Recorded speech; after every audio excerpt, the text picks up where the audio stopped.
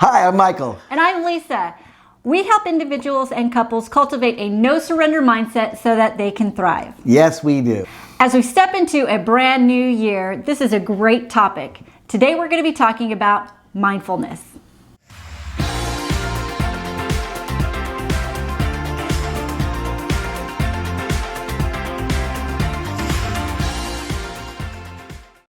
What is mindfulness? Basically, it's being aware, Paying attention. being present, being fully in the moment, like right now. We can all get better at being in the present. I fail many times working on something and thinking of being on the trip we planned that is about to come up. Then, when I'm actually on the trip and I'm enjoying myself, and a few days before we return, I start thinking about all the things I need to do when I get back home. Has anyone ever done that before? Yep. Come on, be honest with yourself. It's never about perfection. It's always about growing and being better. What we found is that mindfulness can be a great tool to reduce stress, release anxiety, fear and insecurities, can produce high emotions within us, and lead us to dwell on the past or worry about the future. Now, there have been many nights where we have laid awake going over things in our minds, like the what ifs. What could we have done better? What happens now? So today we're going to give you 5 tips on how you can be more mindful and the benefits that come with it. Number 1, slow down.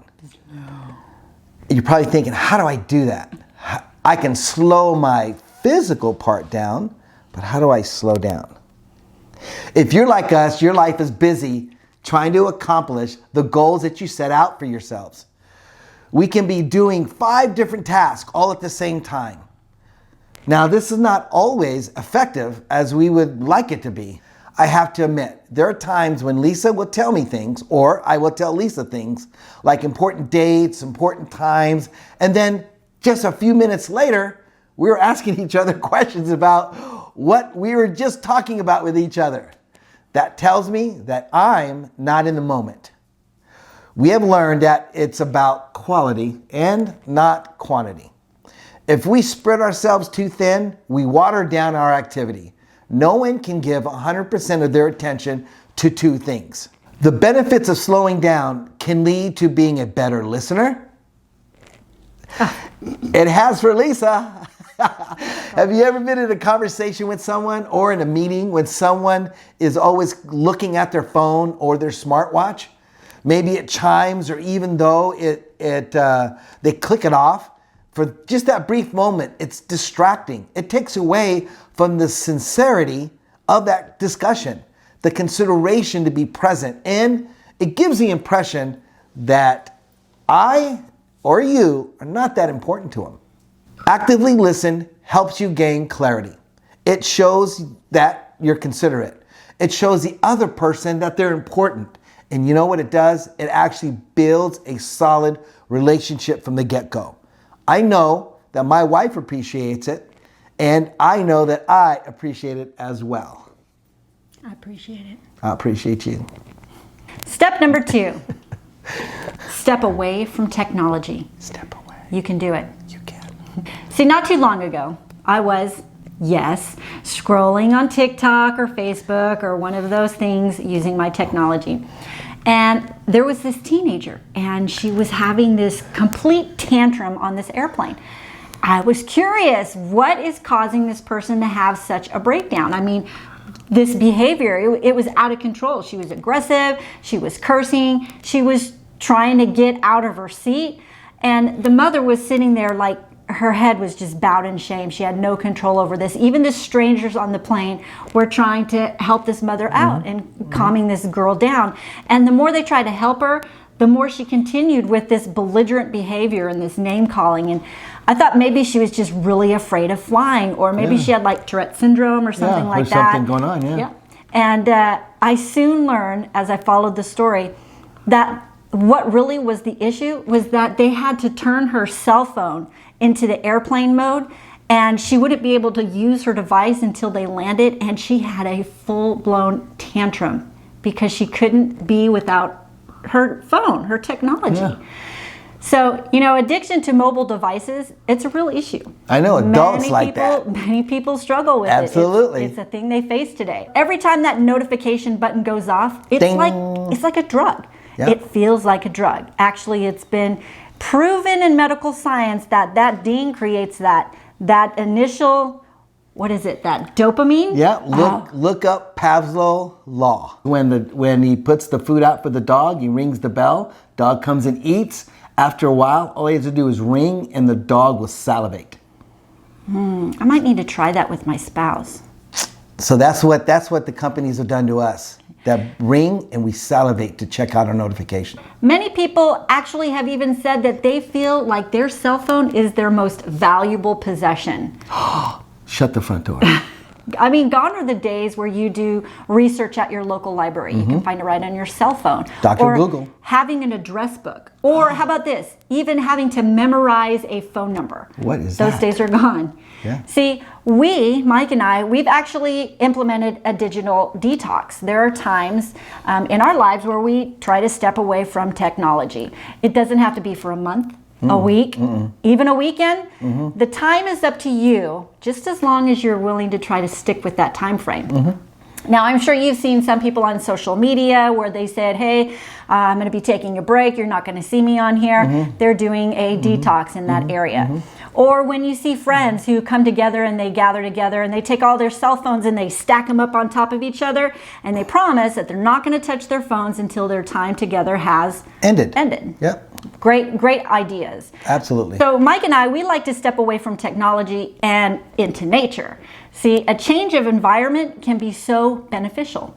Maybe we like to take a walk or go on a hike, play sand volleyball. Yep. Yes. Yes. Or take a trip up into the mountains. We're two hours away from Flagstaff, so we like to go up there and get away. It's kind of like being back in Colorado, and then we can't wait to come home again and get back out of the cold.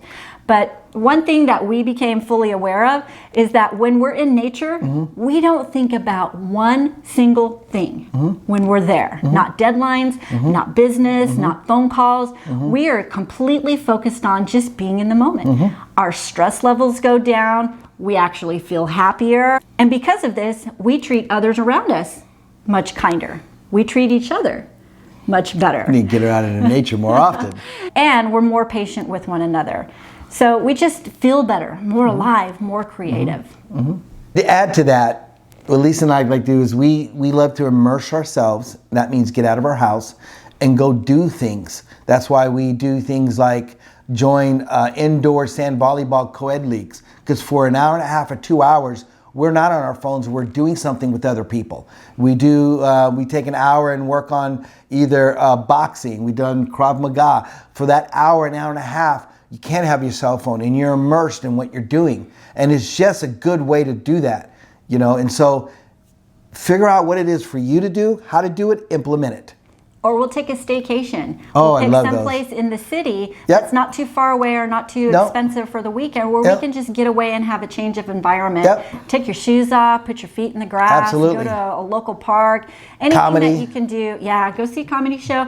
Something that you can step out of what your normal routine is and step into something else and be able to be together in the moment, focusing on one another. Absolutely. And number 3, we're going to talk about emotions again. What are those? Emotions.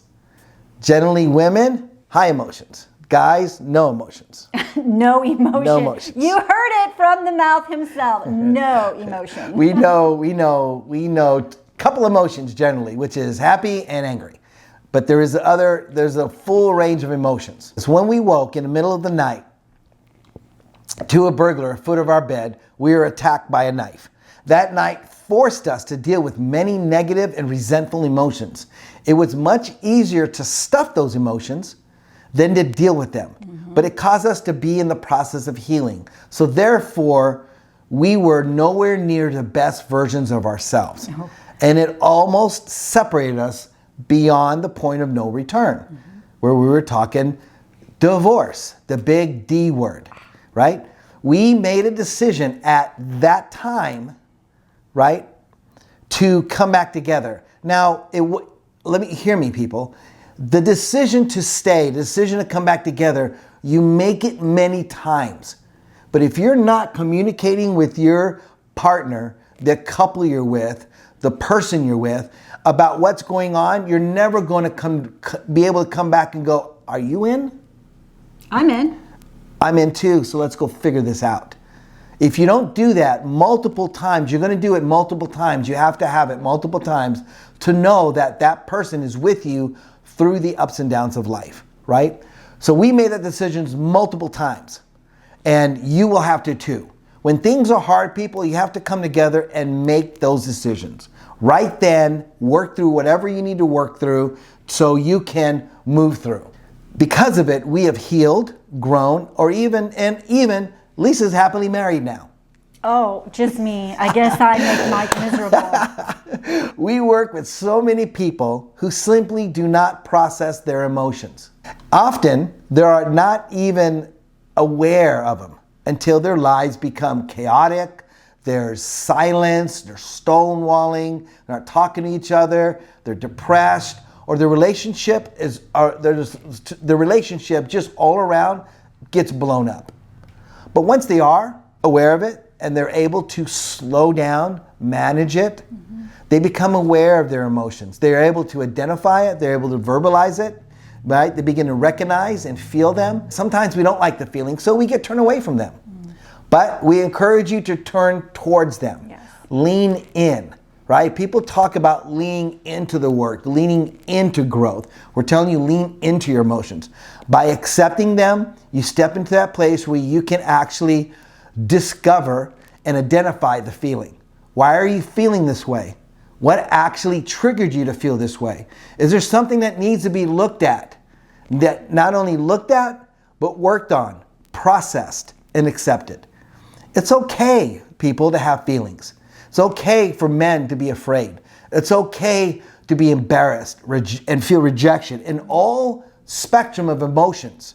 That's called evolution and maturity. If you're able to feel and express and identify all range of emotions. Some emotions will continue to come and go.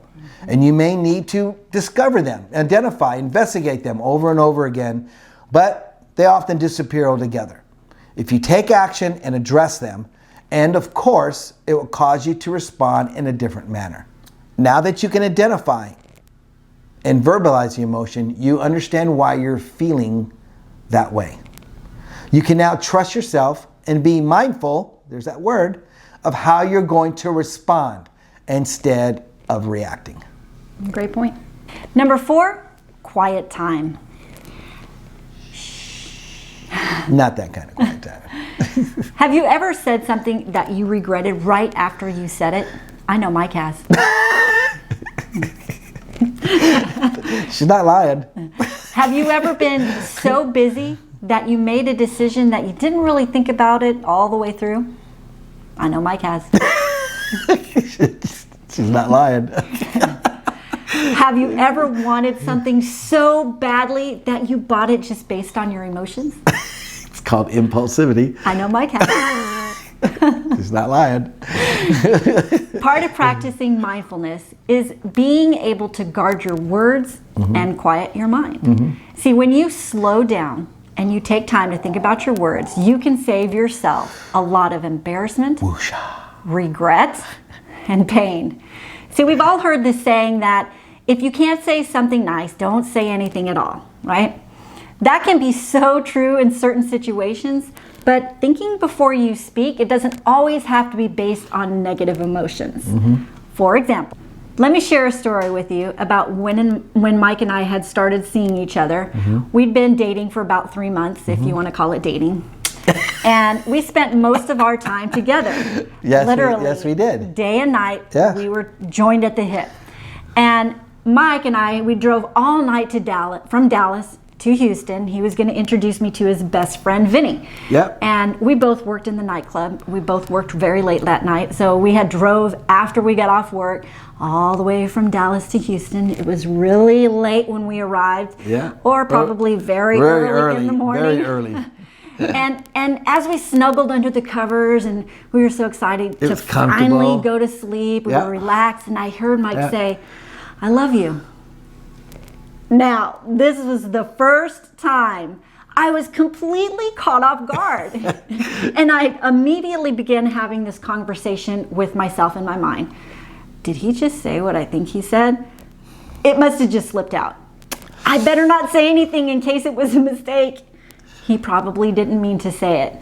And so I laid there in complete silence, trying to calm this adrenaline that was coursing through my veins after hearing those 3 magical words that we all love to hear. Well, at least women do. And it must have been like 20 minutes before I heard him say again, "Did you hear what I just said?" Then I spent the next couple of minutes trying to make excuses for him and of why I thought he made that mistake, and he probably didn't mean to, and everything that I had just rehearsed in my mind. And then it got really quiet again. And a few minutes later he said, "Well, I didn't really mean to say that, but it just came out so naturally." And as I lay there thinking about my words, I realized that it must be true. I love you. To which I replied back, I love you too.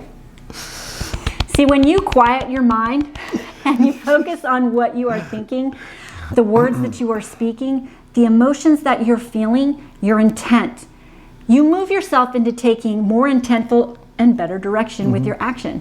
This is not only more productive, but it can be very rewarding. Little side note on that story. I learned at an early age, well, maybe not that early, but in my early 20s, mid 20s, that you don't throw that word around, love, too much. It can get you in trouble, right? And so I knew that. So when she just her talking about that just brings back, it was just natural, it's comfortable. It was like, this is what I'm supposed to do. So I actually expressed myself. Express yourself. Number 5, practice. I know most people don't like the practice. They just want to show up and do, right? But once you slow down and you step away from your technology, recognize, verbalize, and accept your emotions and quiet your mind, you are ready to simply practice mindfulness. That's just being present. So how do you do that? You don't need to know how to become a master in meditation. You don't have to climb to some summit, right? And sit there with your knees in some pretzel design and go, You don't have to go, woosha, woosha. You don't do any of that, okay? You just need to shift your thinking. And when your mind drifts away from the desired outcome, bring it back. I've tried a lot of different meditations, and what I found is that active meditation for me works better than just quiet my mind to do nothing. Is I have to focus on something very tranquil, imagery, in order to quiet my mind and focus. That's what I've learned about me. Try that, maybe it learns about you. Maybe you want to be more positive. So when you catch yourself thinking negatively, recognize it and bring it back thinking positively around that subject. If you don't have a lot of things to think positive about, go feed yourself positive things so you can reframe that your mindset. Maybe you want to apply yourself better throughout the day. Then start by knowing your purpose and the intent for that day. Or get up, prepare yourself with something positive for that day. Positive affirmations, positive music, positive messages, right? If you're with a negative person and they're negative in the morning, then tell them don't talk to you until you get your positive messages in. Check in with yourself periodically to see if your thoughts and actions are supporting this. Maybe you want to be a better listener. I know that's Mike's goal. When you're engaged in conversation, practice making an effort to hear the other person completely instead of being in your own head thinking of your reply, Lisa. And my wife's favorite, living in the moment. Yes. When you start thinking about the future or you dwell on the past, reset your mind and be present in the moment. Tell you a little bit about Lisa. Lisa she's favorite, and I can always count on it, that when we're somewhere, like we were in Puerto Vallarta, and when we were there, I remember 3 days in, she goes, I don't want to go back. And we got like 3 more days to go. She's like, I just want to be here forever. Forever. She wanted to stay that night, cuddled up when we drove from Dallas to Houston, forever. And I was like, it's not our place. We have to actually go. So research, sorry, we digress. Research has shown that practicing mindfulness, being present in the moment, help you lower stress, reduce anxiety and depression, slow aging. Yes, big important one. Restore emotional balance. Restore. And improve the quality of sleep and concentration. Oh, yeah. Now, who doesn't want better quality sleep, better concentration? And that's just to name a few. Remember, this is a lifelong intentional practice. Give yourself a break if it takes time to get used to it. Remember, fast don't last, slow is for show. Meaning, small changes consistently over time is a foundation we all should be striving for. Absolutely. See, this is a great time to start practicing mindfulness. 2022 is going to be a fantastic year if you mindfully pursue practicing these few techniques. Slowing down, stepping away from technology, getting into nature, process your emotions, settling in for some quiet time, and practice. We always love hearing from you. Yes, we do. So leave a comment below letting us know how you're going to be practicing mindfulness in this coming year. Hit the like button and let us know if this was helpful, and subscribe. You can join us in cultivating a no-surrender mindset in the year 2022. Again, I'm Michael. And I'm Lisa. Until next time, we'll see you later. Bye.